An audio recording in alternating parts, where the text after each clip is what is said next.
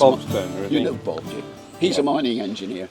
Yeah. So worked in South Africa, Canada. Bruce is here somewhere. Yeah. He's up at the headgear where the shaft is. Right. That's where Bruce I'll is. find Bruce. Yeah. Then, of course, candles then developed into the discovery of carbide, calcium carbide, which was discovered when they were trying to smelt aluminium in America. So the Americans were first on, and they were making carbide lamps before anybody else. But in this country, the company that made these 3 lamps, Wolf, was a German company, and they came across and established the lamp industry in this country. But then one of the partners broke away and he created what was then Great Britain's biggest lamp company. This is Premier, and that goes from about 1915 up to horrible things that they started to produce in the 70s. But now there's no carbide lamps made in the UK. And you can still get carbide from caving supplies. Excuse my ignorance, what's carbide again? It's calcium carbide. It's calcium carbide.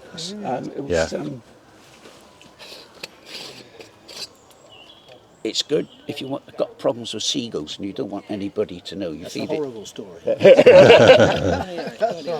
they blow up. Oh, wow. Wow. Yeah. I would say I started caving in 1965 and we were using carbide lamps. Oh, yeah. Yeah. My father had a motorbike with carbide Yes, lights. yeah. Well, the sort of that industry went side by side with this. So that's basically the development of the cap lamp made by Premier. They're all slightly different. And then these are American lamps. Lots of American lamps were brought back to Devon in Cornwall by miners returning. Yes. It was easy to bring back, and they were to have something that nobody else had. Yeah. And of course, the good thing is Devon in Cornwall, no gas in the mines. No gas so in the mines. So you take your woodbines, your box of matches. And if you look at this picture, which is 1890, you can see, they got their tallow candles. Yeah. Oh, yeah. And to keep their pasties clean, they're all in little linen bags. So where these linen bags are, you've got a pasty in it. Yeah. Right. And clean water was in a wooden barrel called a costrel. He's got a proper pipe, but there's somebody else smoking a clay. He's smoking a clay pipe. Which mine was that? Can you tell us a little bit about the hats, what are they made of? Right, okay, so it started with felt impregnated with tree resin. And in Devon in Cornwall, that was called a tull. T-U-double-L, a tull. Originally, it didn't have a hole in it. These are tulls here. So a lump of clay and a candle, which was called a tallow dip. And that was stuck on the front with a lump of clay. Right. But once the carbide lamp arrived, they just stuck a hole in the front. Because at that stage, when the first carbide lamps were being developed, there weren't any decent helmets. No. They were still wearing tulls. And then during the Second World War, every 10th conscript had to be a miner. You had no option. You had to go mining. So there was a great cry for more helmets. So there was a competition. And these are sometimes called the Devon Boys helmets. Oh, yeah. And they're made out of cardboard and compressed wood chip. Yes. They're all right as long as you don't get them too wet, and then they go a bit soggy. But they had to be made for 2 and 6pence each. Goodness me. Yeah, the current price is between 60 and 80 pounds. Yes. And then Sir Malcolm Campbell, the racing ace, Yes. he wanted helmets for his drivers. Drivers, yeah. So it's an American idea, it's called Texelex, which is basically a fabric. And then on the fabric's made with strengthened. So that was it. And then we go into the plastic and fiberglass. Yeah. And then they started to put the date stamp on helmets, which quarter, which year. Yeah. And now you've got to replace a helmet every year. Right. It's got to be replaced. And this helmet was worn in the 70s up at Hemerdon Mine, just outside Plimpton. The mine they're trying to reopen. Yes. And that was the captain's helmet. And of course, we're into electric lamps, and now electric lamps, most of them are coming from China, and the actual battery pack is about that big. Very, very Incredible. small. Very Yeah. small.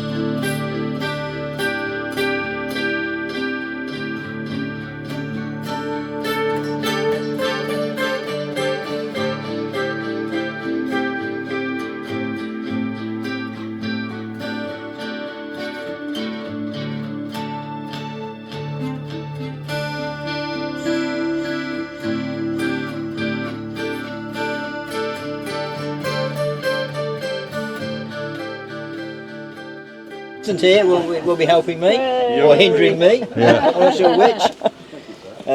He's a graduate from Campbell School of Mines, so he should know. So he knows nothing. Stuff coming out of the mine could be really hard and shiny like this. You might have seen some of this on the way in. Yeah. Or it could be really soft and sloppy like that. Okay, if you insist. And what are you doing, Tony? Once you've got it on, you won't get rid of it. That's right. Yeah. So that's the stuff for shiny ore. You already felt it. Some of it were coming up the hill from the incline. Some of you probably looked down there, along from the shaft, down from all the workings in the wood, different periods. And of course, everything coming out of the mine is covered in this, as I am. So what you've got to do is you've got to separate the shiny ore from the waste, and the way you do it is using water. The miners called these washing strips. A mining engineer would call these buddles, as in Buddle Lane in Exeter, Buddlewood in Plymouth. Yeah, yeah, that's a mining term, buddle. So you've come round here a bit closer. This was the job of the boy at the mine, 13, 14-year-old lad, straight from school. We know that because we found some of them as old men who remembered working here, way back to 1927, one of them. So what you do, you dump all the stuff in there, and you turn the water on, and hopefully fairly gradually. Any more? Nothing happening yet, Rick. You've got the water on it. Oh, yeah. Bit more, bit more, bit more, bit more. A little more. Yeah, that'll do. Oh no, give us a bit more. Go on, let's make it spectacular. Yeah, it's all fed through the from the hillside streams into our holding tank at the top, fed down into the mine. We're lucky it's all on the same property. The landowner allows us to use water for this purpose. So you're doing two things there. You're washing the hard lumps clean, and then you can see what's good shiny ore and what isn't. That's a piece of waste. It's got a lot of grey and green stuff in it. It's a bit of rubbish, that. Same as that piece, that's no good at all. It's nice, but it's got no shiny ore in it. But you get hard lumps as well. Try and find one. There's one. Very dark grey, quite heavy if you actually feel that. So that's a good lump of shiny ore, but it won't break up with the water. So that's got to be crushed up mechanically, which you'll see later on as you go into the main mill. Crushed up mechanically to break it up into its fine flakes, which you probably saw as you came in. You might have seen that. That's the stuff you want. So that's the hard lumps. The little lad would have to separate all those, sort them out by hand, and they go that way, ready for crushing. Into the grizzly, the frame there is called. But the best stuff is what's generated purely by washing, and the soft flakes of shiny ore go shooting down to the next part of the process. Off with it, yeah. So you come down a bit further down. Either side will do. Watch your head, watch your steps. Yeah, give us some water on the spray bar a bit. So once the little lad's done all that, all the soft stuff should have come down here. And switch it on the spray bar. Place it back on the spray bar. So stuff you want are very tiny flakes of pure micaceous hematite, shiny ore, whatever else you want to call it. Although they're heavy, they're in flake form, so they stay in suspension in the water. So you see, if you had a bit of sunshine, it really would sparkle, and you see it very obviously. That's the stuff you want being washed over the overflow. But you've got to wash the whole box clean, because the miners who worked here, remember, they have to throw it back under the spray bar until it stopped showing colour. What they meant is you've got these grey streaks, there's still shiny ore in there just washing through.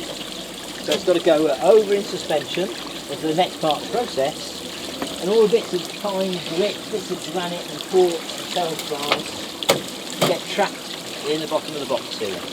So that's the stuff you're actually looking for. A medieval tin miner on Dartmoor would recognise this system instantly, very similar to what they'd use. But in tin or with gold, it works the other way round. You trap the tin in gold and wash the waste away. So this works in reverse. The stuff you want is the stuff that's gradually working through in suspension in the water. So the little lad's got to keep it moving all the time in the water, keep it mobile. So if you're working them down here all day long, just gently keeping it in suspension. It gets better and better quality as it works its way through. These riffles trap any fine bits of sand that might have got through, which you don't want. So stuff you're looking for is going over the overflow, into a pipe, goes into big collecting tanks in the main mill. You can see, I'll let you in, go through this around. So this is the job all day long. Apart from Cliff Wills in 1938 remembers doing this. He joined straight from school on the 1st of May 1938, doing this all day long, apart from going up into the woods to turn the water on and set rabbit snares. At lunchtime he'd have to go on his bike down to Bustley to the bakers to get pasties for the men. And then right at the end of the day he'd have to go up, turn the water off and pick up any rabbits he'd trapped. So that's the stuff. It gets very, very fine. You by all means get your hand in and scrape some out. It's absolutely lovely. Very silky to the touch. Everyone's take my word for it. Very fine stuff. Sorry? Very fine stuff.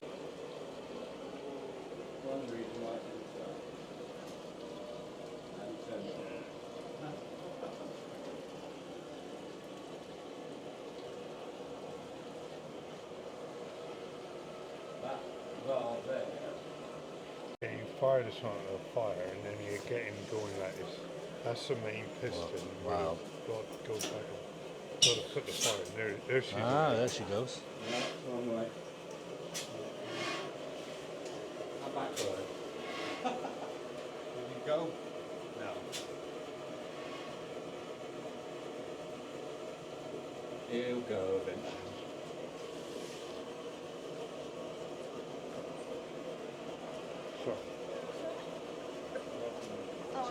It could work out on a Sunday morning, isn't it?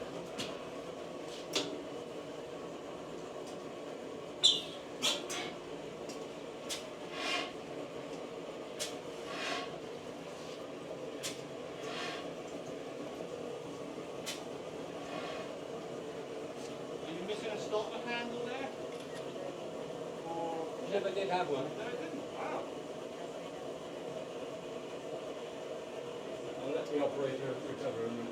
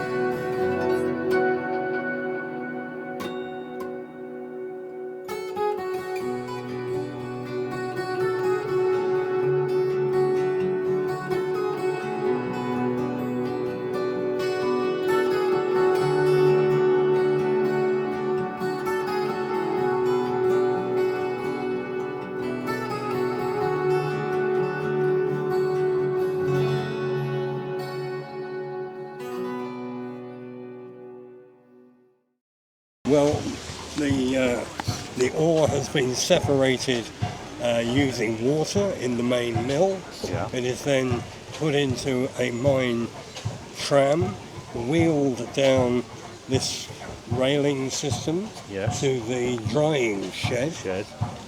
tipped into the drying shed onto a heated steel floor, which is heated by an underneath furnace, and then once all the water has been driven off by the heat, it is checked for quality, put into barrels, barrels are weighed, and then it's transported by horse and cart to Lussley Station and sent off by train to whoever the customer might be.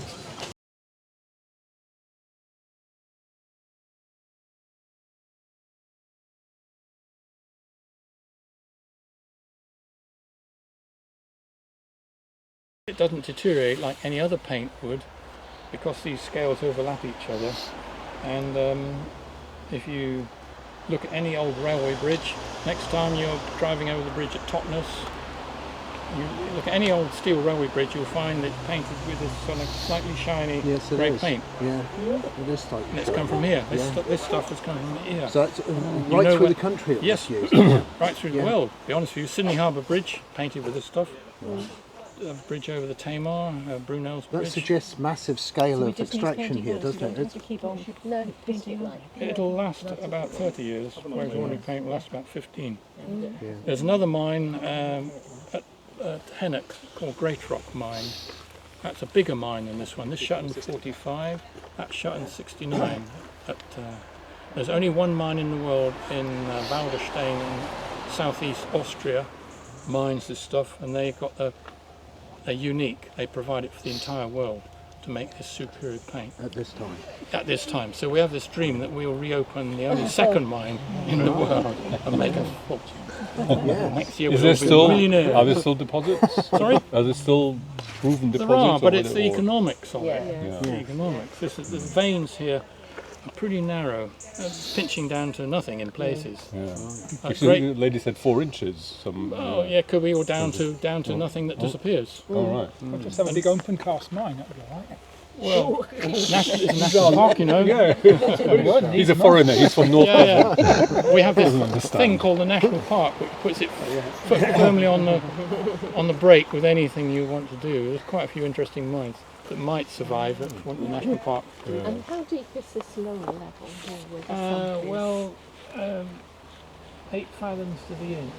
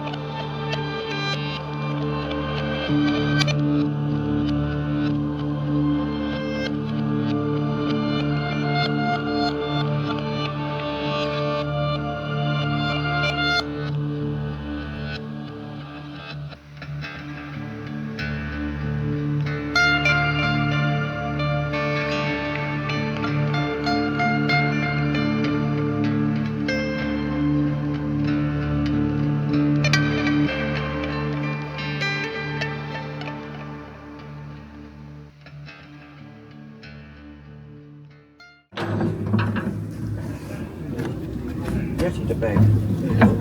Put that in back. Turn it around. And it's no trouble at all. You can go either way you like. But if we relax it, that's it. And then off you go. Yeah. Then off you go that way, or off you go that way. Or if you want to, you can be even more complicated and go that way. There's already a truck up there, so that is a more authentic one. This is a Hudson, which you This has been used here. No, No. This is really all these Hudsons were brought here for us to actually excavate the bottom maggot to clear it all out. Yeah, yeah. And it was quite amazing because we had actually at times we had contacts filled up, and we had to bring them all up the incline, all up here, and then we had well, that was a turbine, using the turbine, which can't stay because it gobble up too much water. So they'll use, if they're demonstrating that, they'll probably use the engine. But, no, and then we had to fix a little winch up top of the hill there.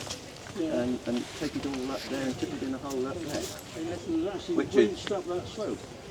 Up this lower slope. Oh, this lower slope. Yeah, that's just a chute. Oh, that's just a chute. That's from the next adit up above. It's same load, and then there's another one right up there. Same load, all the same stuff. And then a tiny one right up the top, which they go on.